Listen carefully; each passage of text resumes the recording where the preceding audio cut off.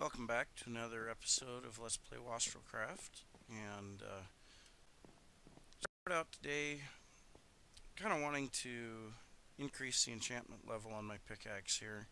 I've got efficiency 3 and unbreaking 1 on it right now. I would really like to see it at efficiency 5 and unbreaking 3. And the easiest way that I have found to do that is just to enchant a level 1 book and hope for the enchantments that I need, and then I combine them together on the anvil and just keep working towards the enchantments that I need. So I'm going to have 8 books here, and we'll just see what I get. Oh, need to grab some lapis. Keep forgetting about that. So we'll put a little lapis in the table, and we'll just see here. So, protection. Well, I still have a couple of pieces of armor to enchant, so that's not all bad. Power.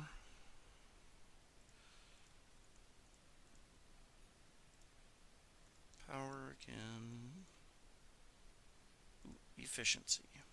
So out of that I got 1 efficiency. Well, that kind of stinks.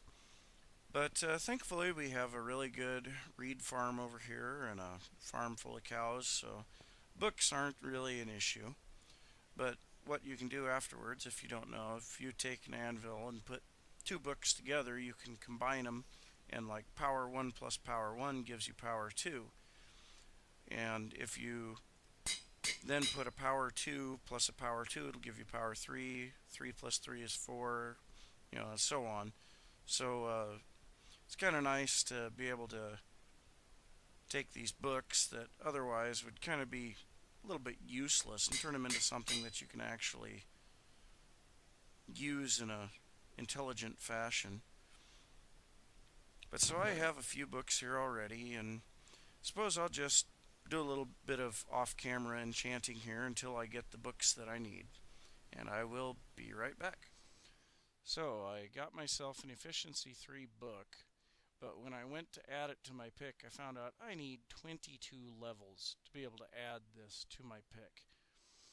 And so I definitely am thinking that I need to go ahead and head to the Nether and make myself an XP farm. So I think that's what I'm going to do. So I'm going to go ahead and gather up some resources so that I can build some Nether Portals, and I will be back when I am ready. Okay, so I think I have everything that I'm going to need to go ahead and make these Nether Portals. So I'm going to go ahead and light this one. Now I've already figured out the coordinates that this portal should link to in the Nether, and I'm pretty sure it's not going to pop out at those coordinates. There are other people on the server that have already made portals, so this isn't looking good. There we go. Okay, yep. So now I need to get to negative 17 on the X and 18 on the Z. So I have to go off this way a little bit. So negative 17. Okay, so here's our negative 17, and then I need to go over here to 18, which is going to be a little bit of a problem. Oh, no, I'm going the wrong direction. That's good. So if I go this way until I get to 18, right here, so I've got negative 7 by 18. Now I'm going to go ahead and pillar up, and I'm going to go ahead and build my portal at the very top of the Nether, just like you would normally, so that you don't have to worry about gas and whatnot, which is kind of nice. So go ahead and do that. Okay, so I've got my portal built here, and I'm going to go ahead and light this, and we'll see if it links up with my portal in the overworld. Now if it doesn't, it'll link up with the portal that's, oh, it's about 150 blocks away. Okay, good. So it linked up there. So now we'll double check, go back through, make sure that it links up with the same portal on top. Yeah. No, it did not. Linked up on the lower portal. So I think what I'm going to have to do here, so I'll go ahead and go back through here. I'm going to have to bring back my diamond pick and break this portal, which is kind of unfortunate. See, now this dropped me out at the other portal. And I don't know why it does that, because I mean, this is a long way away from the spawn area. But anyway, I will go ahead and get back to the spawn area, and hopefully we can get rid of this rain, and I will be back in just a bit. Okay, so I've got the Nether portal fixed up. Went ahead and just did a little bit of pertification up on it. So we're going to go ahead and go back down here to where the opening in the Nether is. Now I did just a little bit of glancing around, mined out a little bit of Nether quartz and whatnot. But I happened to notice, I think it was right here, there's our Nether Fortress. So we have to get over there, and that is a long way away. So I'm not entirely sure how I'm going to go about doing that. I could dig through the netherrack. It looks like it connects down. Or we could look around at this side. No, there's no way to get down on this side. So I think digging down through the netherrack is going to be the best bet we've got, which really kind of stinks, but I think we'll go ahead and go for that. And I don't know, I might do a little speedy up bit here. I don't know. We'll see.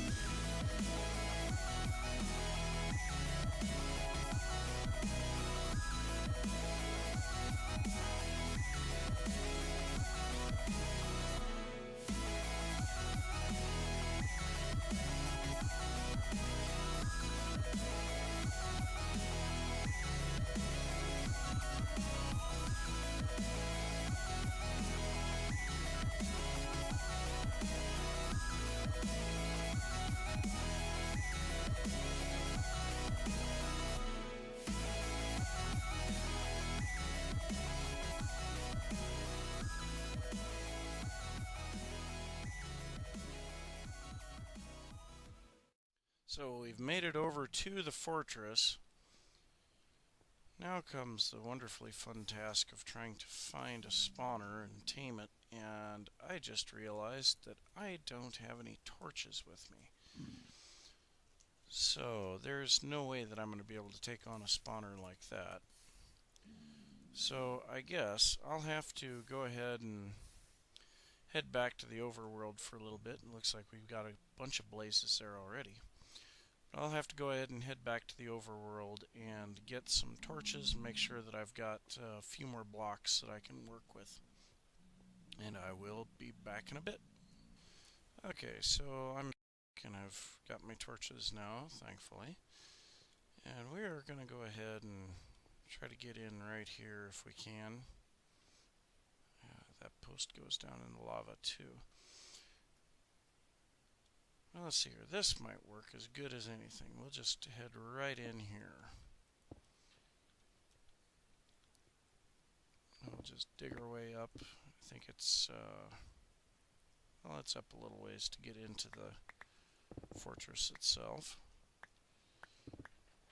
This new 1.8 mechanic for rendering the world seems to give an awful lot of spawn errors.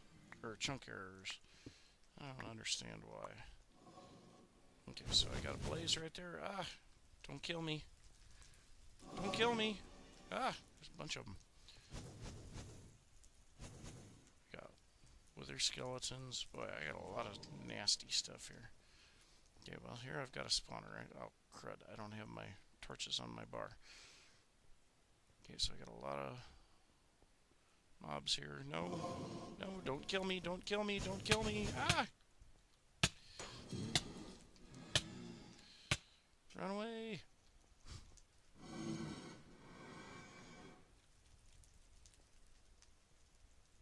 They're following me. This is no good. Ah! Where are you shooting at me from?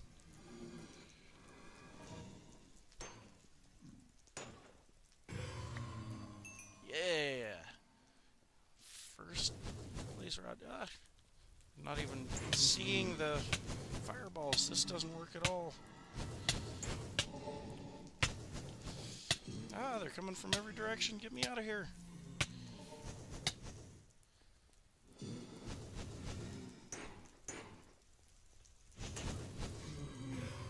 Wow, talk about some lag. This is... Oh, man.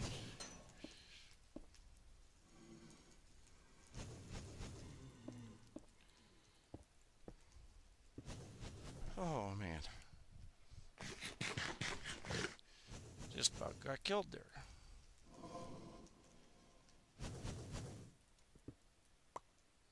What are they shooting at now?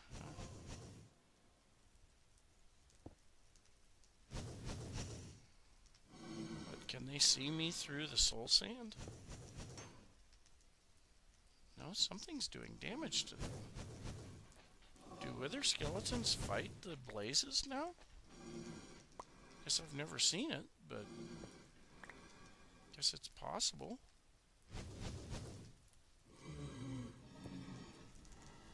Yeah, I don't know what's going on there.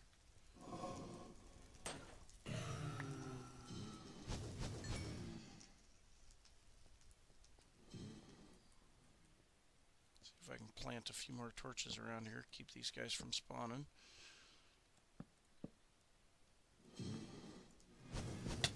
Ah!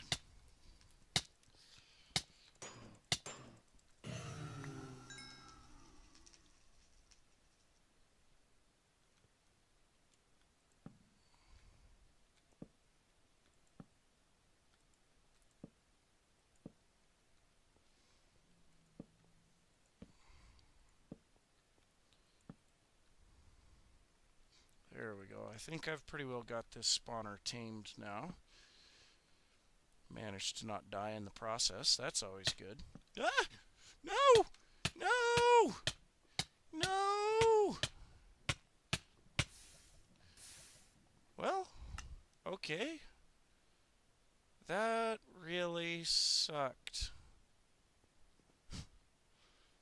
Oh my gosh. Well, I guess that's what I get for standing on an edge. Well, I officially have this spawner under control now. Talk about a pain in the butt. I put a torch on every single spawnable space. Didn't think that it was quite that bad, but kept getting spawns. And as you can see, the blazes are still spawned outside of the area. So I'm going to have to slowly dig out the entire area and expand it to encompass the entire spawnable area. Now, I don't remember for sure which corner it goes off of, but I do remember that it is 4 blocks in each direction from that corner. So I will have to do a little checking on that, figure out where I need to go for size on this. I suppose I could just go 4 blocks from the side of each on the spawner. And I suppose that's probably what I'll do. That'd be the easiest thing to do. So I am going to start expanding this room outward, and after I get that finished, I will be back. Okay, now that I officially have this spawner under control, I am going to go ahead and start building the structure around the outside. Now, if you don't know this method of getting a spawner under control, you just fill a space around the spawner with blocks, and I did a 9 by 9 area around the spawner, and then there's one block above and one block below. And technically I wouldn't have to fill it in completely. If you wanted to, you could leave the center block out because blaze can't spawn in a 1 block space. But This is very effective at controlling spawns. So what I'm going to do now is I'm going to cover the top of this space with half slabs that are a half slab down. Now this will make it to where nothing can spawn on top of the spawner, and that should, I hope, increase the amount of spawns available for the spawner itself. So I'm going to go ahead and put these half slabs on the top. I'm going to also put a framework around the outside of this cube of netherrack with the smooth stone bricks. And when I get done with that, I will be right back. Okay, you are really driving me insane.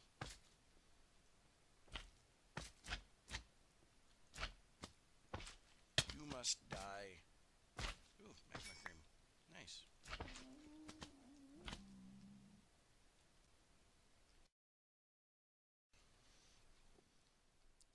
So, if you don't know, this design is actually made by Mumbo Jumbo, and I'm just kind of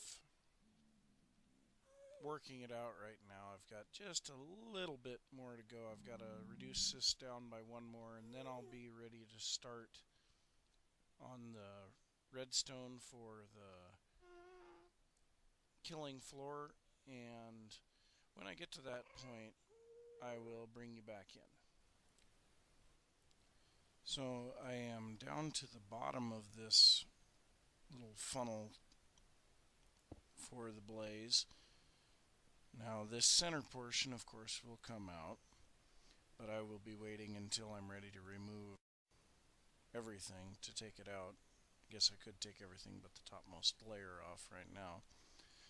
So I am going to go ahead and show how to do some of the redstone of this build on camera, but if you really want a good tutorial on this, just go ahead and go look at Mumbo Jumbo's channel.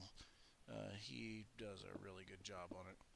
So the first thing that we're going to do here, this is, I hope, oh, I am one piston shy. Okay, so I will, two pistons actually. I will have to go and get more here before I'm done. But so what we do here is we put two sticky pistons here, and then go ahead and put our blocks back, and then we put two pressure plates here. No, that's not right. They go here. Sorry. As I said, Mumbo does a much better job of this. But then, he's been doing this a lot longer than I have also. So, okay. So, that's irrelevant that I dropped that block. So we put a piston there, a piston there. Okay. We put our blocks back on their face, wrong blocks. And then we put these blocks back here, and we put our pressure plates here. So now we need to get around the back side, which I did not prepare for. And hopefully that gas doesn't come up here while I'm doing this. Okay, I am going to turn a few of these smooth stone into stone bricks so that if the gas does show up, he doesn't blow things up. And I can remove them if I want to too. Okay, so when you step on this, you will get a redstone signal, or when a blaze steps on it, you'll get a redstone signal. So now we need to get down underneath here, and by putting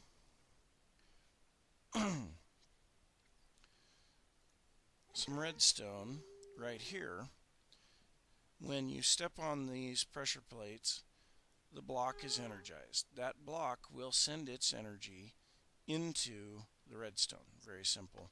So I should be able to, I'm on the pressure plate right now, I should be able to get around here in time to still see the redstone active. Nope, not quite. And I don't think that,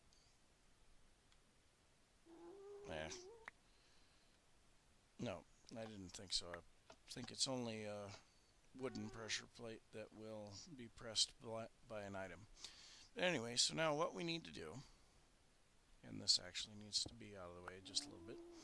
So we need to get the redstone signal up above these pistons is what we need to do. So we need 2 blocks here, right beside the piston. Then, got a wonderful hole there.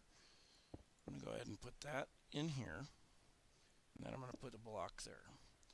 So now, I'll have to break this one also. Okay, so if we put our redstone here, now what that's going to do, when the redstone signal comes up here, the redstone will power these blocks. These blocks will then power the pistons and push whatever is on the pressure plate over. So you can see, even though it did have a graphical glitch, it pushed me sideways. So I need to go through and do this for all 4 sides of this little base of the funnel here. And so it's kind of interesting how it works. If a mob is standing on this block, they will get pushed right into the hole. But if they're standing on this block, they'll get pushed first to this block and then down the hole. So no matter what, they will go down the hole. So I will get the other 3 sides on this finished, and then we will go on to the killing portion of this trap. I went ahead and made a tunnel going down here because this is where you will actually kill the blaze. Then I made this little room here. This is, underneath here is a nice drop to the lava below. There is nothing underneath this. So I made this little room out of some of the supplies that I have gotten out of the fortress as I was building this. So the first thing that we need to do for this is to go ahead and come over here. We're going to place a couple of blocks. Then we are going to place some redstone coming out of here and a repeater. Okay. I am drawing a blank here. I know that I need now to go, I need 3 comparators going down here.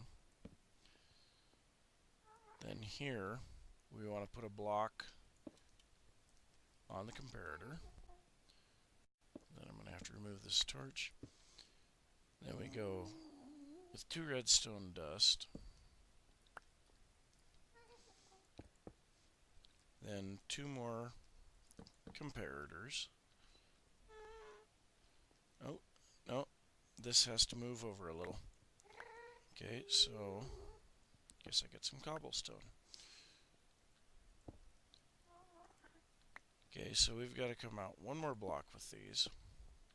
We need this comparator here, this one here, redstone here, and a block there. Now what this is going to do is just make a long pulse to activate the piston that's going to crush the blaze. The one thing that I am drawing a blank on is how this connects to that. Now I cannot remember if in the original video there was a block here or there wasn't. I think there was. And if that would be the case, then I'm going to remove that. I'm going to place a block here with the repeater into it, and then I'll put that there. So now what we need to do is take and place a sticky piston. Well, I guess first we have to place a block here. Then we place a sticky piston facing this direction. And then right here, behind this block, and I can show you, behind this block is the redstone.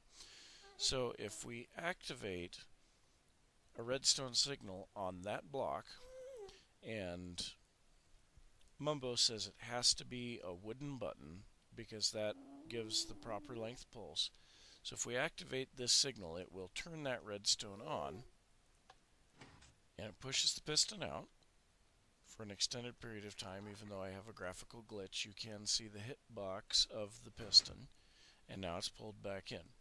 So now what I'm going to do here, I'm going to cut through the side here just so that I can get back in here. But I am going to place a block here, and yeah, we'll go ahead and put it as the brick. So now if we press the button again, once again, graphical glitch, but you can see the hitbox from the nether brick that's here, and now it's pulled back in. So that will work correctly. So now the next thing is we need to put another piston above that. So I'm going to break that one back out for a second. And we need to place another piston right here. Now, on the face of this block has to be a transparent block. What this block does is it stops the blaze from moving while they're being killed, which, yeah, that's always a good thing to have. So now I'll place that back in there, and now we need to hook that up. So I didn't quite prep the room right, and I think there's redstone right above this. Yes, it is. So this is going to be a little bit of a problem. So here on top, and this is a very simple fix. But the problem is this redstone is going to be activating that locking piston, I believe. Let's go back here again. So this needs to move down by one block. Now thankfully I don't have to change the room any, I just have to pull everything back up. This redstone will go on the floor.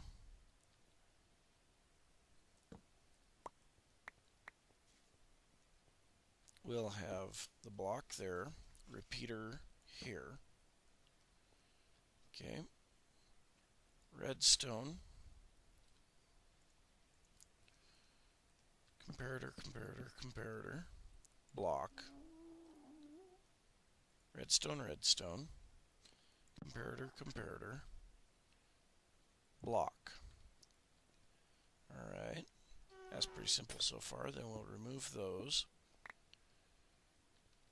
Right here we will put our two pistons. Glass on that one. Another brick down there. Now here we need a half slab there. Oh, this is the other thing that I did forget. Also need another block here. Two repeaters set to 4 ticks. A block here. And another repeater set to 4 ticks. That's why I had those extra repeaters. Now this should slightly lengthen the pulse. So if I press the button, nothing happens. Did I goof something up?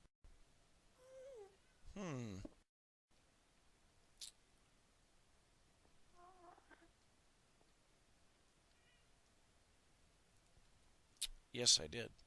And it's a very simple solution.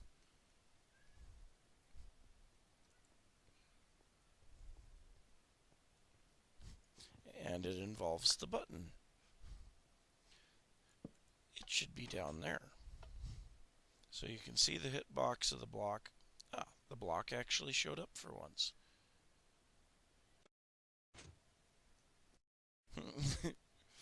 Phantom blocks. I love it. So my blaze spawner is finished. I did a little bit of decorating on the outside. I replaced the glass that was here with the polished diorite. I was thinking the blaze were shooting me through the glass, but it wasn't that. Got the simple killing chamber down here.